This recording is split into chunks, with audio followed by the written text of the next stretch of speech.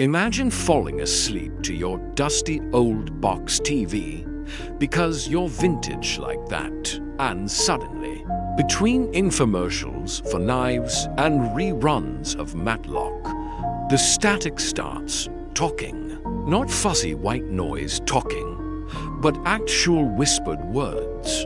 Your brain probably goes, cool, psychosis unlocked. But no, this was real.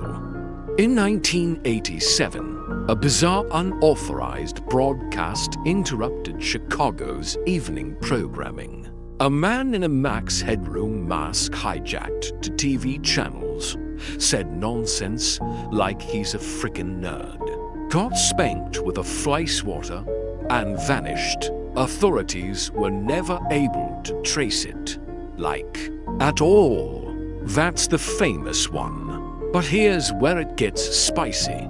Anomalies like this happen way more often than you'd think. Some just never go viral because, well, they're less Max Headroom and more cursed Dora the Explorer mumbling binary in the background. Psychologists say this phenomenon triggers something called the uncanny valley of media, where technology behaves juiced human enough to freak you the hell out. Your brain sees patterns in noise because it's addicted to meaning, which is great for poetry, less great when you start hearing your name whispered by a microwave. So next time you see static on an old screen and think you heard "help me," maybe don't investigate. Or do. I'm not your mom. Okay, so let's flip the creepy meter up a notch. You're watching a late-night nature doc. Moose are mating. Life is good. But then, the screen flickers and the camera seems to follow you. No remote, no response, just one continuous shot of you. That's the legend of Channel 452, a supposed phantom frequency that showed up briefly on analog sets in remote regions of Appalachia and Eastern Europe. The rumor, it broadcast a live feed of the viewer, not through your webcam. No, this was the pre-internet age. Conspiracy theorists blamed government surveillance experiments. Tech nerds said impossible analog can't do that, which, yes, but here's where your brain does that fun thing, where facts don't matter because your lizard brain just decided this TV is a Black Mirror from hell. The psychology here leans into hypervigilance paranoia. When your brain starts scanning for threats that don't exist, just in case they suddenly do. It's left over from caveman days, when rustling grass could mean breeze or saber-toothed murder cat. TV isn't supposed to watch you back when that illusion breaks. So does your emotional safety blanket. Basically, your nervous system throws a tantrum in your honor. You're flipping through channels because you still channel surf like it's 1998. And you stumble across a woman in a blue room holding a sign with the number 6. Just the number. She doesn't speak. She doesn't blink. And then it cuts to black. Welcome to the rabbit hole of number stations. Radio or TV frequencies that broadcast mysterious strings of numbers, tones, or coded messages. These aren't just aesthetic weirdcore TikTok lore. They're real, and no one fully knows why they're still airing. Some of them are allegedly linked to espionage, spy communications to agents in the field. Others, no one's sure. And a few, they've been caught sneaking into local TV bandwidth, just long enough to weird out rural communities and disappear. One station in particular nicknamed the voice from the clouds, would appear randomly on local Ukrainian frequencies in the early 2000s. No visuals, just a woman whispering number sequences in what sounded like broken Latin. And then, silence. Your brain, of course, loves this kind of nonsense. You're hardwired to fear what you don't understand, especially when it looks official but acts possessed. There's a term for that, it's called semantic saturation. Hear something meaningless, just long enough, and your brain starts filling in the blanks, like a kid with too much sugar and a horror podcast. Addiction. Basically, the more your brain tries to make sense of it, the worse it gets. Until you start wondering if 6, 15, 9 was a countdown. To what? Who knows? Sleep tight. Picture this. You're watching a commercial break.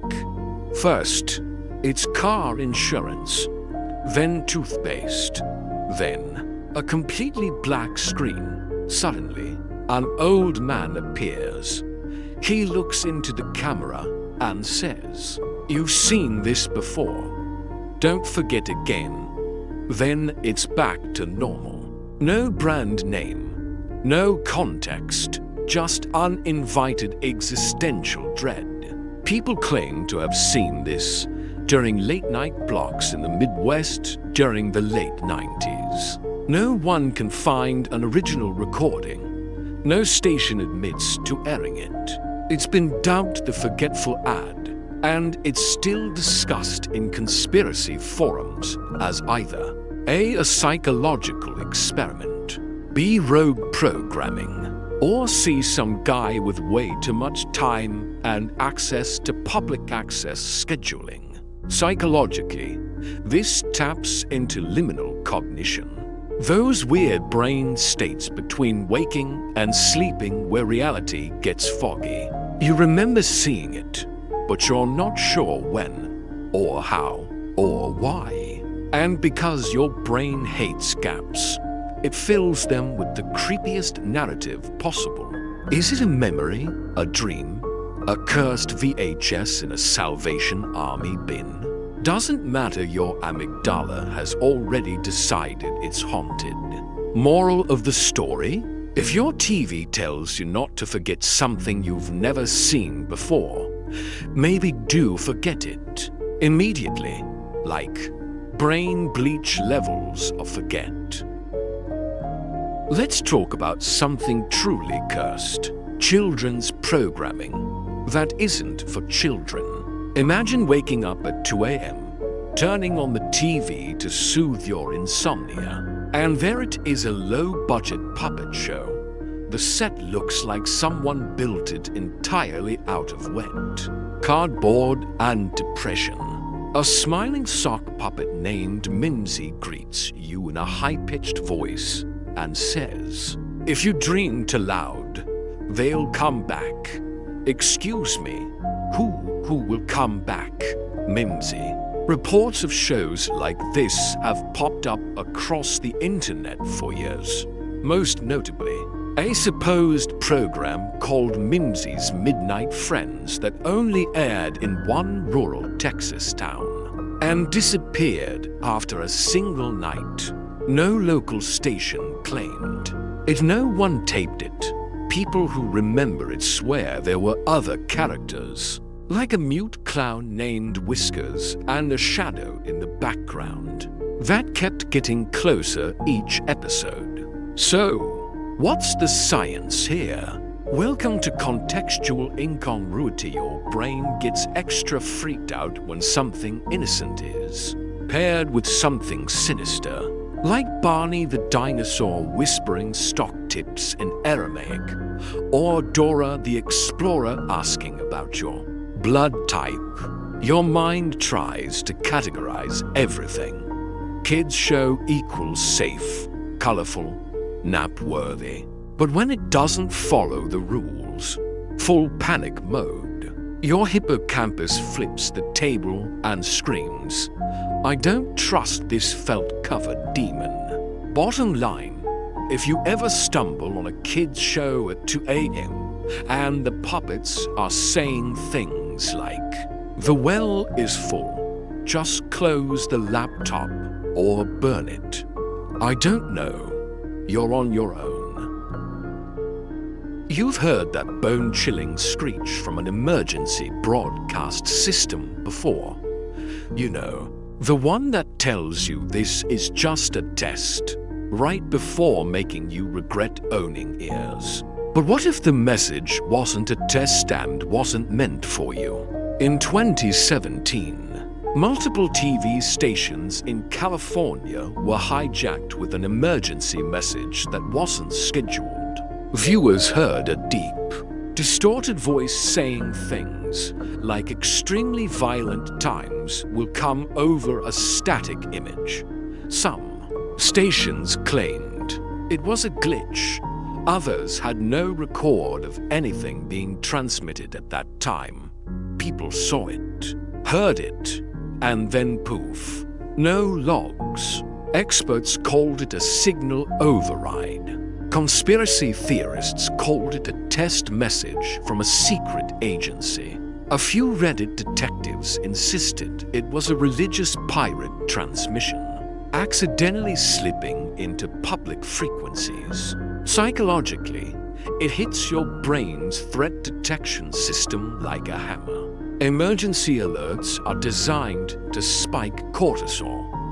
Now mix that with cryptic language, distorted voice filters, and no explanation, you've got the perfect psychological horror cocktail.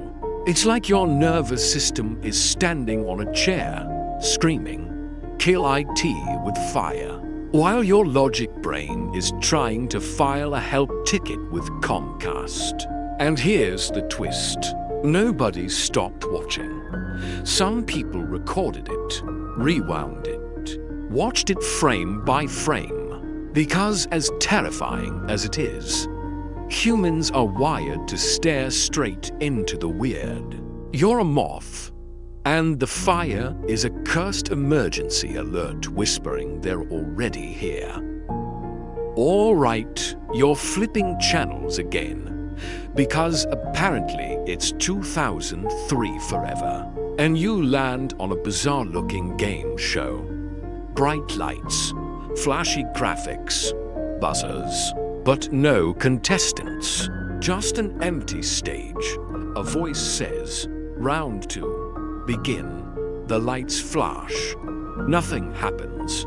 And then applause. This is the urban legend of Win and Repent, a supposedly unaired pilot found on a dead UHF station in the late 80s.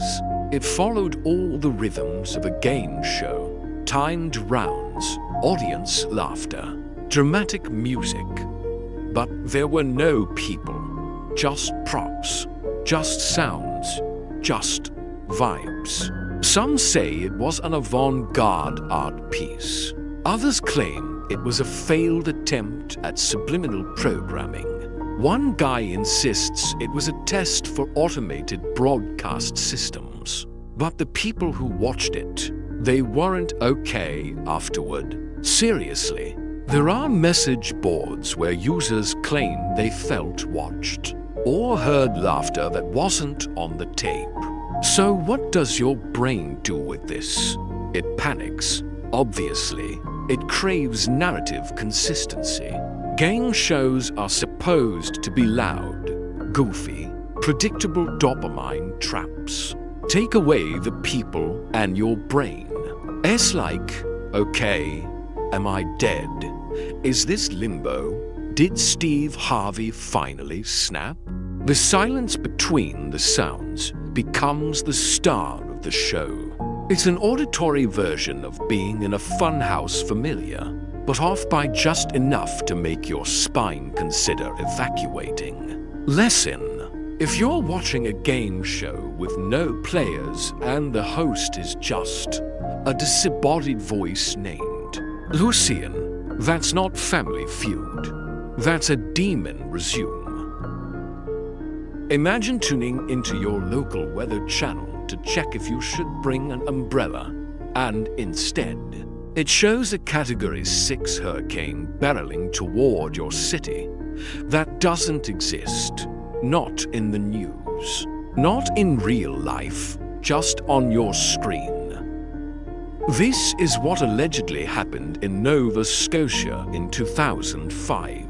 Viewers reported tuning into a local cable weather channel and seeing a bizarre looping animation. A swirling storm-marked Event 001, a red alert banner, and a robotic voice saying, "Evacuate sectors 14 through 20 to immediately." There was no real storm.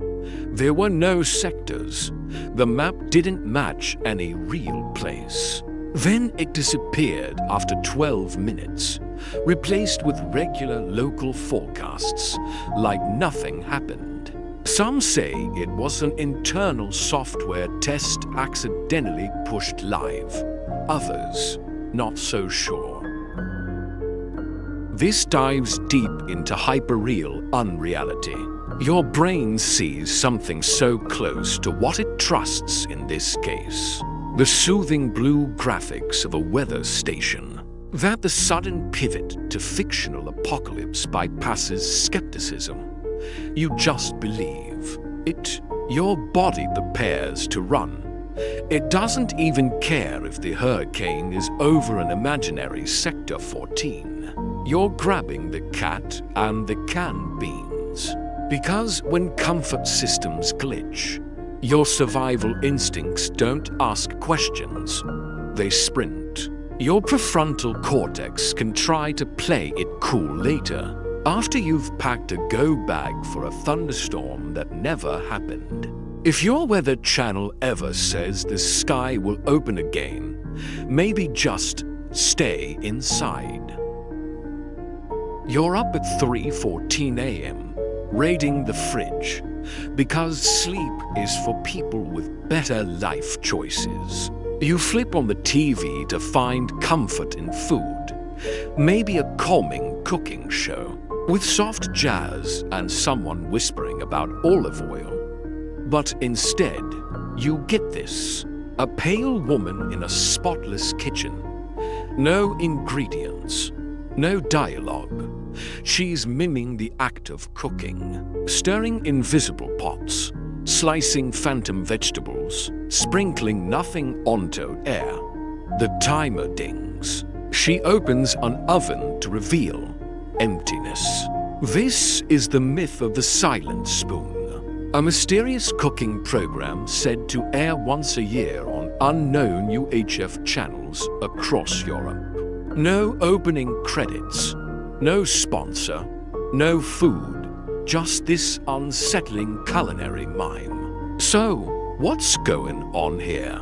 It's a blend of ritualized behavior and semantic displacement. Your brain has a blueprint for what cooking looks like. This show follows the motions but removes the substance, and that absolutely fries your neurons. It's like watching someone say happy birthday over a funeral casket while throwing glitter. Your brain short-circuits trying to decide. Is this performance art? Is it satire? Is it a trap? Probably. The discomfort gets even worse because you can't find the joke. It's not funny bad. It's just bad in a way that feels intentional. Like you weren't supposed to see it. Like it was meant for someone else. It's unsettling not because it's scary, but because it follows the rules just enough to keep your guard down. Then it pulls the rug and you're left holding invisible cupcakes in an emotional void. Moral: if your cooking show starts seasoning the air and baking imaginary regrets, maybe switch to cartoons or delete your television. Okay, this one's personal. Remember TV guides? Those paper booklets or on-screen menus that told you what was on and when? Well, according to multiple reports from rural Canada in the late 90s, one particular cable system displayed a channel listing that didn't just show shows, it predicted deaths. People noticed it first when channel 117 was listed as in memory, Robert T with a black screen. They thought it was a mistake until they learned Robert T died that morning. Then it happened again and again, different names, always within hours. The cable provider denied it, claimed their guide system didn't have any obituary integration, which, no kidding. But the listings kept coming for about a month, then disappeared entirely. Psychologists call this pattern-seeking bias, aka apophenia. Your brain connects dots even when there's no reason to. But the weird part, too many of the dots actually happened. When something mimics randomness too well, it starts to feel targeted. It's like your cable box grew sentience and decided to moonlight as the Grim Reaper. No one asked for that, least of all your grandma trying to find Wheel of Fortune. To this day, no archived screenshots exist, just forum posts, bad scans, and foggy memories, which is exactly the kind of documentation you'd expect from a cursed sentient TV listing. If your program guide ever lists your name with a timestamp, maybe don't watch that night.